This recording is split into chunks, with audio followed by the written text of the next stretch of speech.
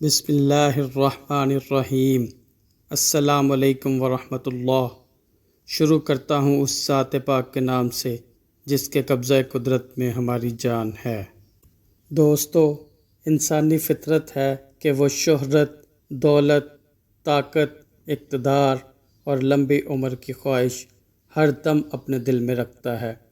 لیکن دوستو، ہم سب جانتے ہیں کہ دنیا کے بڑے سے بڑے بادشاہ اور حکمران بھی اپنی عیش و عشرت اور جنگ و جدل کی زندگی گزار کر اس دنیا فانی سے کوچ کر گئے۔ لیکن دوستو، جیسے جیسے انسان رب کائنات کو بھول کر عیش و عشرت میں پڑتا گیا اور اس دنیا میں دل لگانا شروع کیا، تو ساتھ ہی ساتھ ابدی یعنی نہ ختم ہونے والی زندگی کی خواہش نے بھی زور پکڑا۔ اس خواہش کو پورا کرنے کے لیے ہر وقت کے حکماء اور سائنسدانوں نے اس پر بہت سے تجربات کیے کہ کسی طرح ابدی زندگی مل جائے اور وہ فنا ہونے سے بچ جائیں۔ لیکن دوستو، موت تو برحق ہے اور وہ ہر ذی روح کو آنی ہے۔ اسی وجہ سے وہ سب لوگ بھی لقمہ اجل بنے بنا نہ رہ سکے۔ دوستو، پھر ایک ایسی چیز بنی نوع انسان کے ہاتھ آ گئی جس نے انسان کی صدیوں سے جاگتی اور انسان کے من میں کروٹیں لیتی ہمیشہ زندہ رہنے کی خواہش کو پورا کر دیا۔ وہ چیز تھی آب حیات۔ آب حیات یعنی ہمیشہ زندہ رکھنے والا پانی۔ اور آب حیات کو پی کر قیامت تک زندہ رہنے والی ہستی کا نام حضرت خضر علیہ السلام ہے۔ جناب حضرت خضر علیہ السلام کو لے کر ہمارے ہاں کافی اختلاف پایا جاتا ہے۔ کچھ علماء کے نزدیک جناب حضرت خضر علیہ السلام اللہ تعالیٰ کے ولی تھے، اور کچھ کہتے ہیں کہ حضرت خضر علیہ السلام اللہ تعالیٰ کے پیغمبر تھے۔ لیکن زیادہ علماء کا اجماع اسی بات پر ہے کہ چونکہ حضرت خضر علیہ السلام حضرت موسیٰ علیہ السلام کے استاد تھے، اور کوئی بھی غیر نبی کسی نبی کا استاد نہیں ہو سکتا، اس لیے حضرت خضر علیہ السلام بھی اللہ تعالیٰ کے نبی تھے۔ دوستو، کہتے ہیں کہ حضرت خضر علیہ السلام اور ذوالقرنین کو آب حیات مل گیا تھا۔ حضرت خضر علیہ السلام نے تو آب حیات پی لیا، لیکن ذوالقرنین نے آب حیات نہیں پیا۔ اس کی وجہ یہ بیان کی جاتی ہے کہ آب حیات کے پاس ایک بوڑھا، لاغر اور کمزور سا پرندہ تھا جس سے ہلا بھی نہیں جا رہا تھا۔ ذوالقرنین نے اس سے پوچھا کہ تمہارا یہ حال کیسے ہوا؟ تو اس پرندے نے بتایا کہ میں نے آب حیات پی لیا تھا۔ میں وقت کے ساتھ ساتھ بوڑھا اور کمزور تو ہو گیا ہوں، لیکن آب حیات پینے کی وجہ سے مجھے موت نہیں آتی۔ اب لگتا ہے کہ قیامت تک ایسے ہی کمزوری کی زندگی میں پڑا رہوں گا۔ اس زندگی کا کیا فائدہ؟ یہ سب سن کر ذوالقرنین نے آب حیات پینے کا ارادہ ترک کر دیا اور وہاں سے واپس آ گئے، جبکہ ان کے برعکس حضرت خضر علیہ السلام نے آب حیات پی لیا، جس کی وجہ سے وہ آج بھی زندہ ہیں اور نیک لوگوں سے ملتے رہتے ہیں اور ان کی مشکل وقت میں مدد بھی کرتے رہتے ہیں۔ اس بات میں کتنی حقیقت ہے کہ حضرت خضر علیہ السلام زندہ ہیں یا نہیں، یہ ہم آپ کو آگے چل کر بتائیں گے۔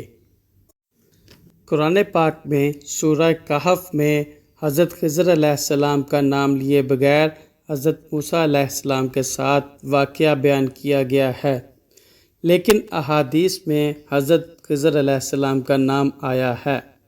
ایک دفعہ حضرت موسیٰ علیہ السلام ایک مجمع سے خطاب فرما رہے تھے کہ ایک آدمی نے پوچھا کہ اے موسیٰ علیہ السلام، اس وقت دنیا میں سب سے علم والا کون ہے؟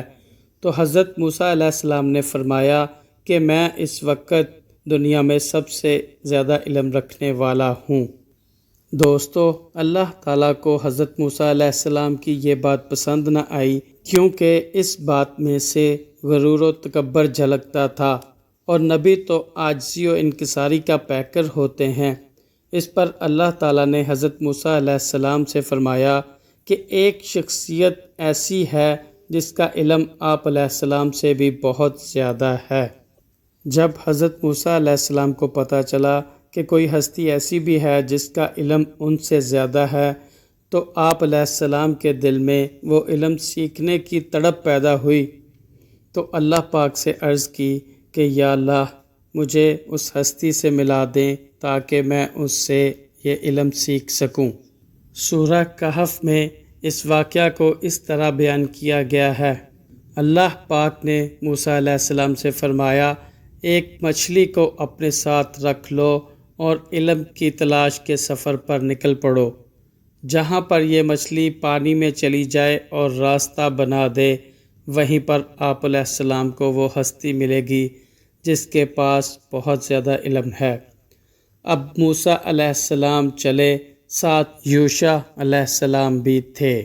وہ مچھلی یوشع علیہ السلام کے پاس تھی۔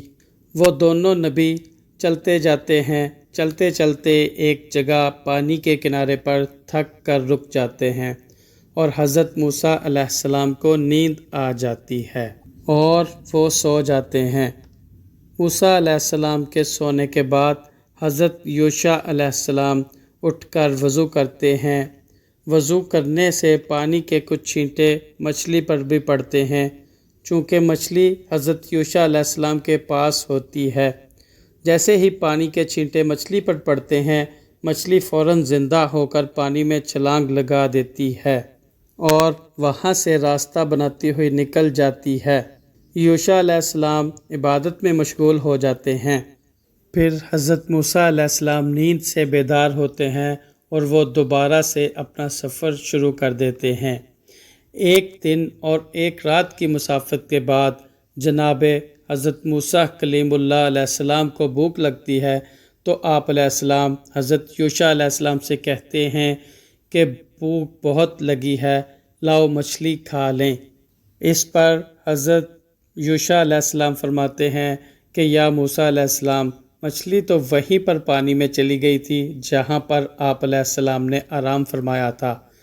تو حضرت موسیٰ علیہ السلام فرماتے ہیں کہ آپ علیہ السلام نے مجھے پہلے کیوں نہیں بتایا، وہی تو ہماری منزل تھی، چلو اب واپس چلتے ہیں۔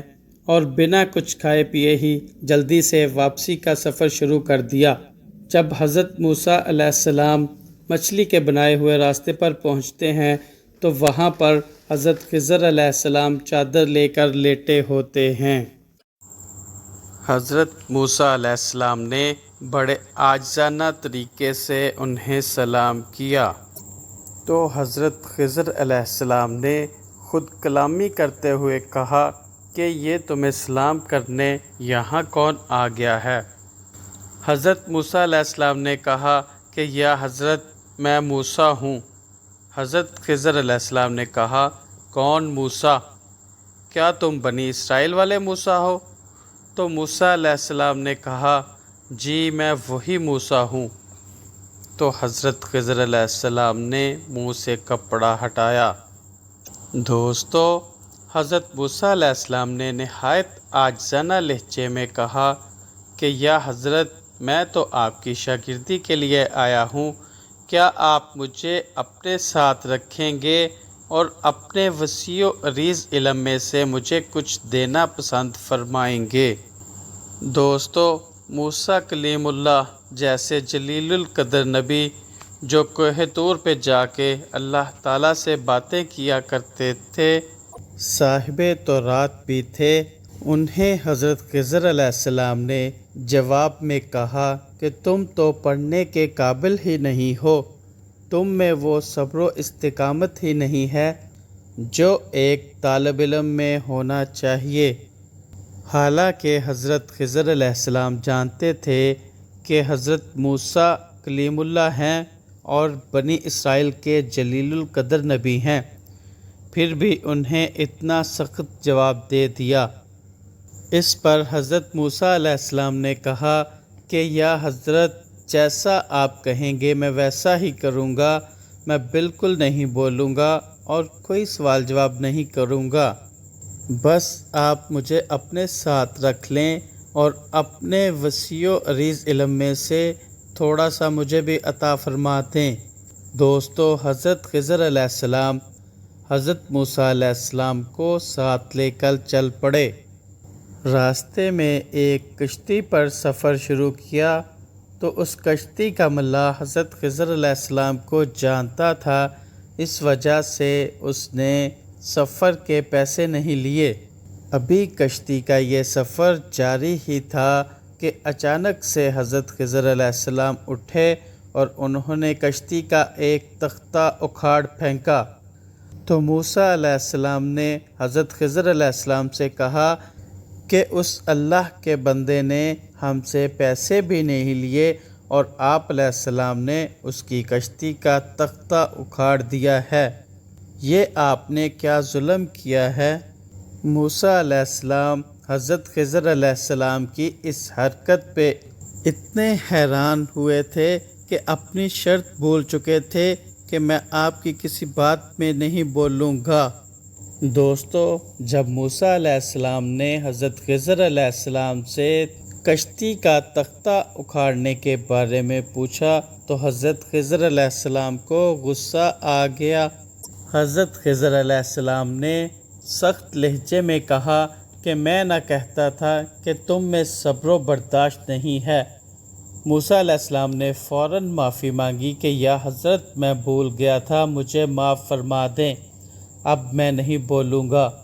دوستو، یہاں پر علم کی اہمیت بھی واضح ہو جاتی ہے کہ حضرت موسیٰ علیہ السلام جیسے جلیل القدر نبی بھی علم کے حصول کے لیے اس حد تک جا سکتے ہیں کہ معافی مانگ رہے ہیں۔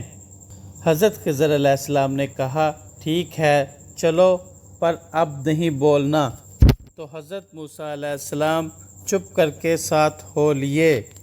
چلتے چلتے راستے میں حضرت خضر علیہ السلام کو ایک لڑکا ملا، ابھی وہ کم عمر تھا۔ حضرت خضر علیہ السلام نے اسے قتل کر دیا۔ موسیٰ علیہ السلام کو پتہ تھا کہ انہوں نے بولنا نہیں ہے، لیکن اب انہیں یاد آیا کہ شریعت میں تو قتل کرنا بہت بڑا گناہ ہے اور یہ حضرت خضر علیہ السلام نے تو بہت بڑا گناہ کر دیا ہے۔ موسیٰ علیہ السلام سے رہا نہ گیا، پھر بولے کہ یہ آپ علیہ السلام نے کیا کر دیا ہے، ایک بے قصور کی جان لے کر گناہ کر دیا ہے۔ حضرت خضر علیہ السلام کو اور غصہ آ گیا اور غصہ میں کہا میں نے تم سے پہلے ہی کہا تھا کہ یہ تمہارے بس کا کام نہیں ہے، تم جاؤ اپنا کام کرو، تم سے صبر نہیں ہو سکتا۔ موسیٰ علیہ السلام کو یاد آیا کہ بولنا نہیں، تو عاجزی سے بولے کہ مجھے معاف کر دیں، اب اگر میں بولوں تو آپ علیہ السلام مجھے چھوڑ دیجئے گا۔ اب پھر دونوں چل پڑے۔ چلتے چلتے وہ ایک بستی میں پہنچے، بھوک کی شدت سے ان کا برا حال تھا۔ وہاں بستی والوں سے کھانے پینے کا پوچھا تو ان لوگوں نے کھانا دینے سے انکار کر دیا۔ یہ لوگ بستی سے نکل کر آگے کی طرف بڑھنے لگے۔ بستی کے آخر میں ایک گھر کی دیوار گری پڑی تھی تو حضرت خضر علیہ السلام نے وہ دیوار ٹھیک کر دی۔ اب کی بار موسیٰ علیہ السلام سے پھر نہ رہا گیا، پھر بولے یہ آپ علیہ السلام کیا کر رہے ہیں؟ ان لوگوں نے تو ہمیں کھانے کو کچھ نہیں دیا اور آپ ان کی دیوار ٹھیک کر رہے ہیں۔ ان لوگوں نے تو ہمیں کھانے کو بھی کچھ نہیں دیا اور بھوکا ہی بستی سے نکال دیا ہے، اور آپ علیہ السلام ان کی دیواریں ٹھیک کر کے دے رہے ہیں۔ اب کی بار حضرت خضر علیہ السلام نے بڑے پیار سے کہا کہ اب آپ علیہ السلام کی اور میری راہیں جدا ہو گئی ہیں۔ اس بات پر جناب رسول کریم صلی اللہ علیہ وآلہ وسلم نے فرمایا تھا کہ کاش موسیٰ علیہ السلام صبر کر لیتے تو ہمیں قدرت کے چھپے ہوئے رازوں میں سے کچھ اور راز کا بھی پتہ چل جاتا۔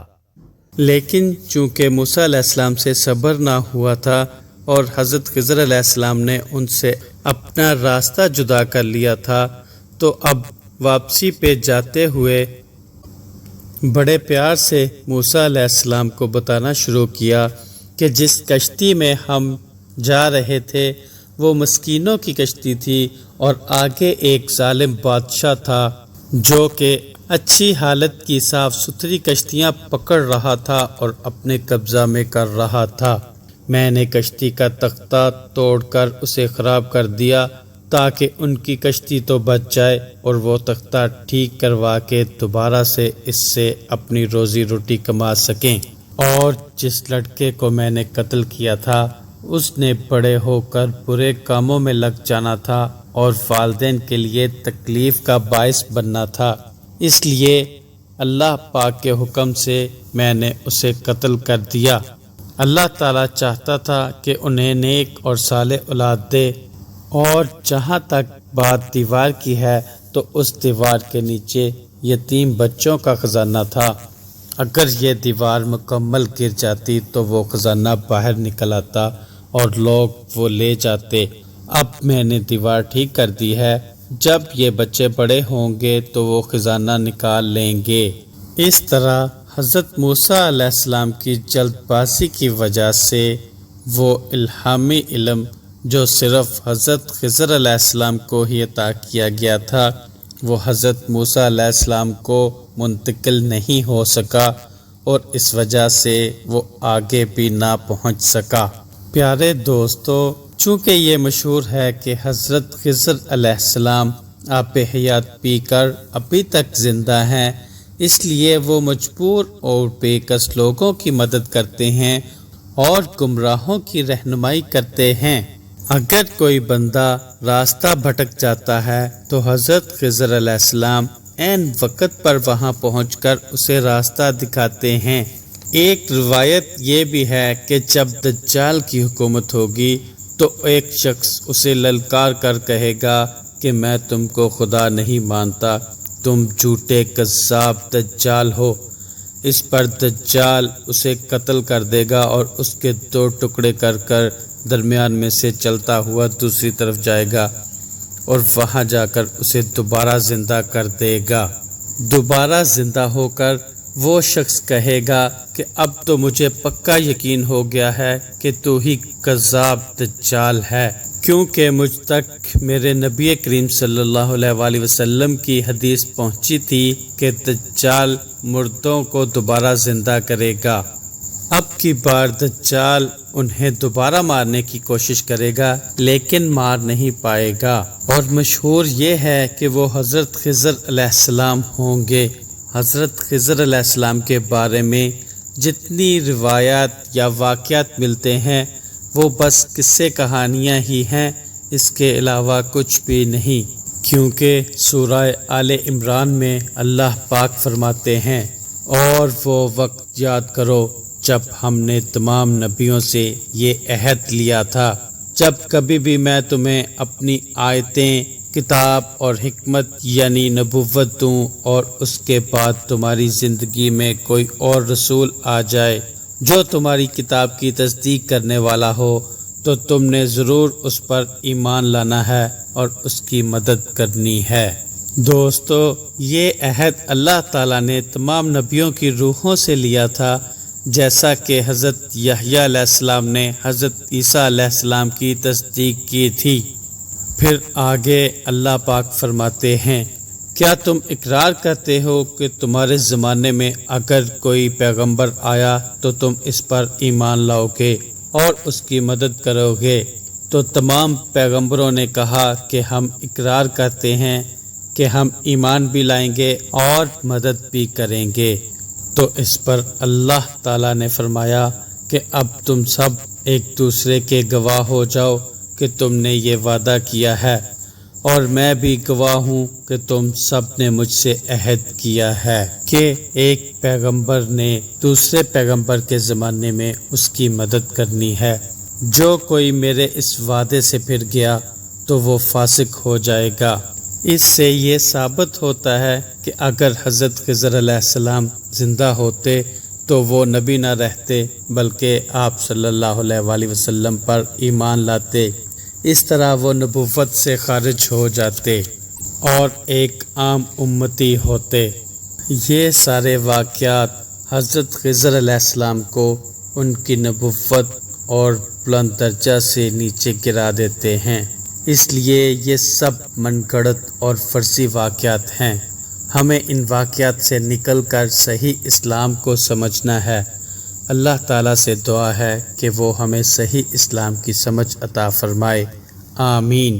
اسی دعا کے ساتھ اگلی ویڈیو تک کے لیے آپ سے اجازت چاہتا ہوں۔ اللہ ہم سب کا حامی و ناصر ہو۔ السلام علیکم ورحمۃ اللہ۔